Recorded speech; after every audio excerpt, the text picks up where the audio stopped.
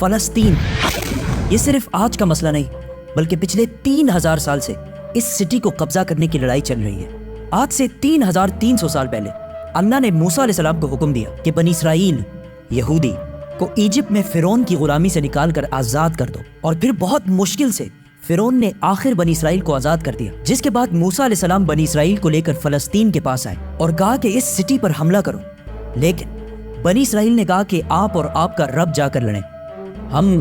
یہ لڑائی نہیں کرنے والے، جس کی وجہ سے اللہ نے 40 سال تک انہیں اس ڈیزرٹ میں رہنے کی سزا دی، جدھر موسیٰ علیہ السلام پر آسمانی کتاب تورات نازل ہوئی۔ اور اس تورات کے پہلے chapter the book of Genesis میں کلیئرلی لکھا ہے، صاف صاف لکھا ہے کہ یہ علاقہ فلسطین اللہ نے صرف اور صرف ابراہیم علیہ السلام کی اولاد کے لیے رکھا ہے، جس کی وجہ سے آج تک یہ جتنی لڑائیاں چل رہی ہیں یہ اس لیے ہے کیونکہ یہودی یہ کلیم کرتے ہیں کہ تورات کی اس آیت کے مطابق جروسلم اور فلسطین پر صرف اور صرف بنی اسرائیل کا حق ہے، کیونکہ بنی اسرائیل ابراہیم علیہ السلام کی اولاد اسحاق علیہ السلام کی اولاد میں سے ہے، اینڈ اٹ میک سینس، تب تو ان کو ملنا چاہیے۔ لیکن تورات میں لکھا ہے کہ یہ علاقہ ابراہیم علیہ السلام کی اولاد کے لیے، صرف اسحاق علیہ السلام کی اولاد کے لیے نہیں۔ ابراہیم علیہ السلام کے ایک نہیں بلکہ 2 بیٹے تھے، اسحاق اور اسماعیل۔ اسحاق علیہ السلام was the father of بنی اسرائیل، بٹ اسماعیل علیہ السلام کو عربوں کا فادر سمجھا جاتا ہے، اور یہ بات صرف ہم نہیں، ایون یہودی بھی اس بات کو مانتے ہیں۔ تو انہی کی کتاب تورات کے مطابق فلسطین پر صرف اسحاق علیہ السلام کی اولاد کا حق نہیں ہے بلکہ اسماعیل علیہ السلام کی اولاد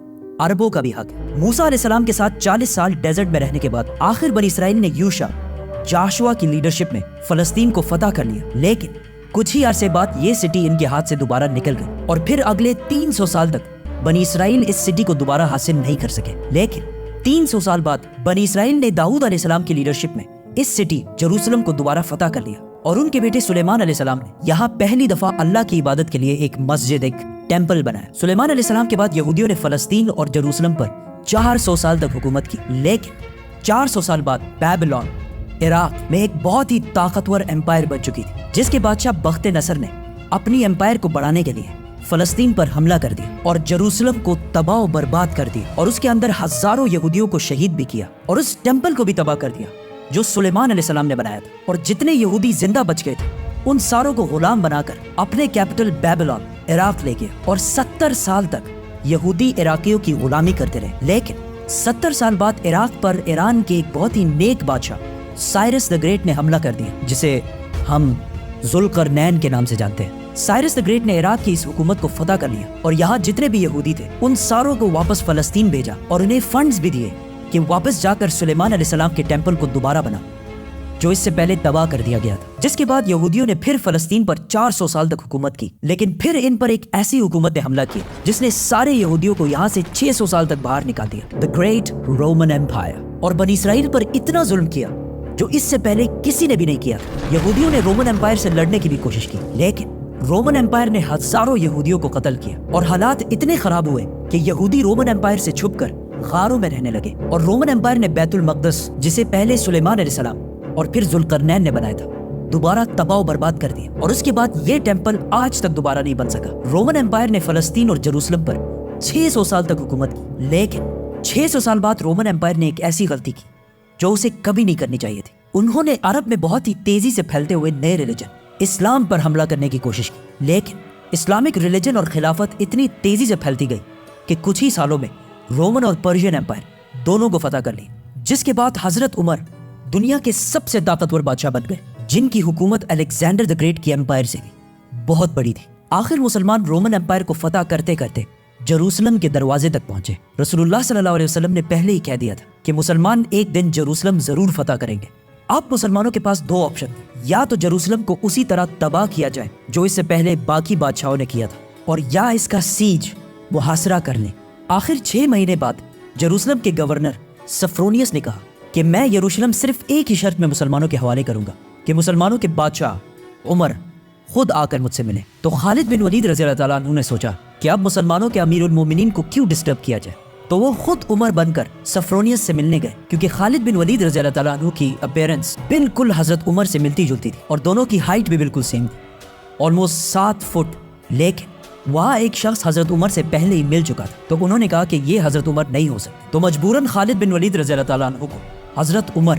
اس وقت دنیا کے سب سے طاقتور بادشاہ کو جروسلم بلانا پڑا۔ سفرونیس فل لگژری گولڈ اور سلور پہن کر بالکل تیار ہو گیا کیونکہ اتنے بڑے بادشاہ ان سے ملنے آ رہے تھے، لیکن سفرونیس اور پورا جروسلم یہ دیکھ کر حیران ہو گیا کہ بادشاہ کا غلام اونٹ پر بیٹھا ہوا ہے اور بادشاہ خود بالکل عام کپڑوں میں پیدل چل کر آ رہا ہے۔ یہ منظر جروسلم والوں کے لیے بہت شاکنگ تھا کیونکہ اس سے پہلے جب بھی کسی بادشاہ نے جروسلم پر فتح حاصل کی ہے اس نے اس سٹی کو تباہ و برباد کر دیا تھا اور یہاں کی گلیوں کو خون سے بھر دیا تھا، لیکن اب یہ ایک بادشاہ آیا ہے جو ان ساروں سے زیادہ طاقتور ہے لیکن بغیر کسی فوج کے اور بالکل عام کپڑوں میں۔ ایسا اس سے پہلے کبھی بھی نہیں ہوا تھا۔ حضرت عمر نے سارے ریلیجنز کو آزادی دی اور بغیر کوئی خون بہائے سفرونیس نے جروسلم کو حضرت عمر کے حوالے کیا، لیکن انہوں نے ایک شرط یہ بھی رکھی کہ مسلمان یہودیوں کو جروسلم آنے کی اجازت نہیں دیں گے، لیکن حضرت عمر نے اس کی یہ شرط نہیں مانی اور یہودیوں کو بھی بیت المقدس آنے کی اجازت دی، اور اس طرح پہلی دفعہ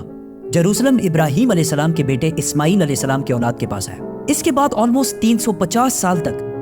مسلمان، کرسچن اور یہودی جروسلم میں بالکل پیس اور امن کے ساتھ رہنے لگے، لیکن پھر 350 سال بعد کرسچنز نے پورے یورپ سے فوج جمع کر کے جروسلم پر دوبارہ حملہ کر دیا۔ اس وقت مسلمانوں کے آپس میں بہت لڑائیاں چل رہی تھی جس کا فائدہ اٹھا کر کروسیڈرز نے آسانی سے جروسلم کو فتح کر لیا، اور جروسلم فتح کرنے کے بعد مسلمانوں اور یہودیوں پر انبلیویبل ظلم کیا اور ہزاروں مسلمانوں اور یہودیوں کو شہید کر دیا اور مسجدوں اور سینیگوگز کو بھی تباہ کر دیا۔ اور ہسٹری میں لکھا ہے کہ کروسیڈرز نے جروسلم کی گلیوں کو مسلمانوں کے خون سے بھر دیا تھا اور ایون مسجد اقصی کو بھی مسجد سے ایک محل، پیلس میں بدل دیا تھا۔ یہودیوں کے عورتوں اور بچوں نے اپنی جان بچا کر اپنے آپ کو سینیگوگز میں بند کر لیا، لیکن کروسیڈرز نے ان سارے بلڈنگز کو آگ لگا دی اور ان کے بچوں اور عورتوں کو زندہ جلا دیا۔ اور یہ سب صرف ہم نہیں کہتے بلکہ یہ اوتھینٹک ہسٹری کا حصہ ہے جسے یورپینز بھی مانتے ہیں۔ اس کے بعد ان کروسیڈرز نے جروسلم پر آلموسٹ 90 ایئرز تک حکومت کی، لیکن پھر 90 ایئرز بعد مسلمانوں کے ایک بہت بڑے بادشاہ سلطان صلاح الدین ایوبی نے پوری مسلم دنیا سے فوج جمع کر کے جروسلم کو دوبارہ کرسچن سے چھین کر فتح کر لیا۔ اور اس وقت سارے کرسچنز کا یہ خیال تھا کہ اب صلاح الدین ہم سے اسی طرح بدلہ لے گا جس طرح ہم نے لاکھوں مسلمانوں کو شہید کیا تھا، لیکن صلاح الدین ایوبی نے بالکل حضرت عمر کی طرح سارے کرسچنز کو معاف کر دیا۔ ایون کرسچنز بھی اس بات پر حیران ہوئے اور صلاح الدین سے پوچھا کہ جب ہم نے فتح کیا تو ہم نے ہر مسلمان کو قتل کیا تھا، لیکن صلاح الدین ایوبی نے انہیں کہا I am not those men. I am صلاح الدین۔ صلاح الدین صلاح الدین ایوبی نے ان سارے ریلیجنز کو دوبارہ آزادی دی اور مسجد اقصی جسے محل بنا دیا گیا تھا اسے دوبارہ مسجد بنایا اور ادھر پہلی نماز ادا کی۔ جروسلم کو جب بھی کسی بادشاہ نے فتح کیا ہمیشہ ادھر بہت خون بہایا ہے، سوائے مسلمانوں کے جنہوں نے ہمیشہ بالکل پیس اور امن کے ساتھ اس سٹی کو فتح کیا۔ صلاح الدین ایوبی کے بعد ایک بار پھر سارے ابراہیمک ریلیجنز جروسلم میں بالکل پیس اور امن کے ساتھ 800 سال تک رہے، 800 سال۔ لیکن 800 سال بعد اور آج سے 100 سال پہلے جب جروسلم پر آٹومن امپائر کی حکومت تھی تو ورلڈ وار 1 کے بعد عربوں نے برٹش کے ساتھ مل کر عثمانیہ خلافت کو ہمیشہ کے لیے ختم کر دیا کہ ہم عربوں پر یہ ٹرکش لوگ آ کے کیوں حکومت کر رہے ہیں۔ تو اس نیشنلزم کی وجہ سے فلسطین بھی مسلمانوں کے ہاتھ سے نکل گیا، لیکن تھوڑے ہی عرصے پہلے برٹش اور یہودیوں کی آپس میں ڈیل ہو چکی تھی کہ اگر برٹش کو یہ علاقے ملے تو وہ ادھر ایک یہودی اسٹیٹ بنائے گے۔ اور یہ معاہدہ ہوا کیوں تھا؟ کیونکہ اس سے پہلے یہودی یورپ کے ہر فیلڈ،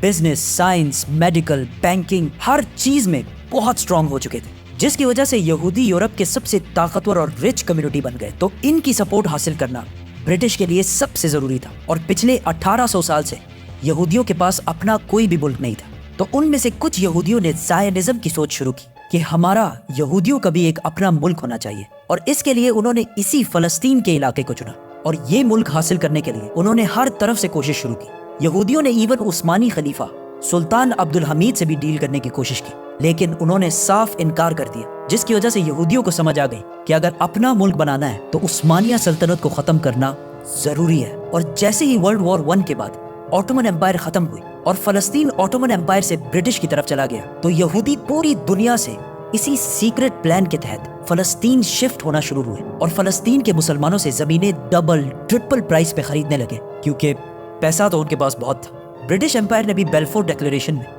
یہودیوں کے ایک الگ اسٹیٹ ہونے کو سپورٹ کیا تاکہ ورلڈ وارز میں یہودیوں کا سپورٹ اور پیسے دونوں حاصل کر سکیں۔ اور اسپیشلی ورلڈ وار 2 کے بعد یورپ میں ہٹلر کے یہودیوں پر ظلم کے بعد یہودی اور بھی زیادہ پوری دنیا سے فلسطین میں جمع ہونے لگے اور فلسطین میں آہستہ آہستہ لڑائیاں بڑھنے لگی، جس کی وجہ سے UN نے ایک فیصلہ سنایا کہ فلسطین کو 3 حصوں میں ڈیوائیڈ کیا جائے گا، ایک حصہ فلسطین،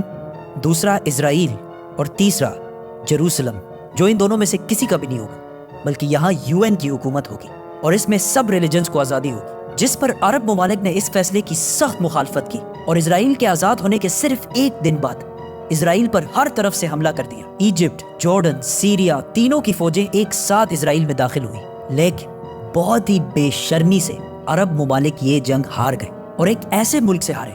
جو ان سے سائز میں بہت چھوٹا اور جو اس جنگ سے صرف 1 دن پہلے آزاد ہوا تھا۔ اس ہار کی وجہ سے جو پلان UN نے اس جنگ سے پہلے بتایا تھا اس کا صرف 40% علاقہ فلسطینیوں کو ملا اور 60% علاقہ اسرائیل نے فتح کر لیا اور ایون جیروسلم کی آدھی سٹی کو بھی فتح کر لیا۔ اسرائیل اکیلے یہ جنگ نہیں لڑ رہا تھا بلکہ اس کے ساتھ پوری دنیا کا سپورٹ بھی تھا، ایون رشیا اور US دونوں کا سپورٹ اسرائیل کے ساتھ تھا۔ اسرائیل نے یہ علاقے فتح کر کے ٹائم بالکل بھی ضائع نہیں کیا اور 7 لاکھ عربوں کو فلسطین سے باہر نکال دیا، 7 لاکھ، جس کی وجہ سے فلسطین میں آہستہ آہستہ یہودی زیادہ اور عربی کم ہونے لگے۔ اس جیت کے بعد اسرائیل بہت سٹرونگ بن گیا اور پوری دنیا سے اور بھی زیادہ یہودی اسرائیل میں جمع ہونے لگے۔ اس کے بعد یہودیوں نے اپنے آپ کو عرب کے بالکل سینٹر میں ایک بہت ہی مضبوط حکومت بنا لی تھی، لیکن پھر بھی یہ 2 علاقے ویسٹ بینک اور غازہ اسرائیل کے کنٹرول میں نہیں تھے۔ لیکن آج سے آلموسٹ 60 سال پہلے 1967 میں کچھ مس انڈرسٹینڈنگز کی وجہ سے یہاں جنگ ایک بار پھر شروع ہو گئی اور ایک بار پھر ایجپٹ، جارڈن، سیریا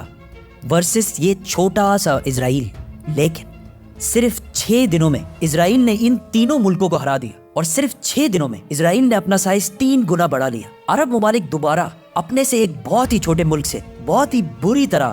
ہار گئے۔ یہ ایسا ہے کہ آج خبیب حزب اللہ سے ہار جائے اور وہ بھی 2 مرتبہ۔ عرب ممالک کے 2 دفعہ اسرائیل سے ہارنے کے بعد ان کی عوام اپنے نیشنلسٹ حکمرانوں کے خلاف ہو گئے اور نیشنلزم، قومیت کو چھوڑ کر ایک نئی سوچ کی طرف بڑھنے لگی۔ دا مسلم بردرہڈ، اخوان المسلمون، جو مصر کے ایک سکول ٹیچر حسن البنا نے بنائی تھی اور جو ایک پاکستانی اسکالر مولانا مودودی کے خیالات سے انسپائرڈ ہے۔ اس سے پہلے اخوان المسلمون کا عرب میں صرف مذاق اڑتا تھا، لیکن اس ہار کے بعد اخوان المسلمون نے عرب عوام سے کہا کہ یہ جنگیں عرب کے مسلمان نہیں بلکہ یہ نیشنلسٹ ہارے ہیں جو صرف نام کے مسلمان ہیں اور ان کا کوئی، جس کے بعد عرب کی عوام اس نئے سوچ مسلم بردرہڈ کی طرف آنے لگی۔ حماس بھی اسی اخوان المسلمون سے انسپائرڈ ایک گروپ ہے، لیکن اخوان المسلمون وائلنس کے خلاف۔ اس جیت کے بعد اسرائیل نے ویسٹ بینک، غازہ اور جیروسلم سب پر قبضہ کر لیا اور آج تک یہ سارے علاقے اسرائیل سے دوبارہ کوئی بھی نہیں چھین سکا۔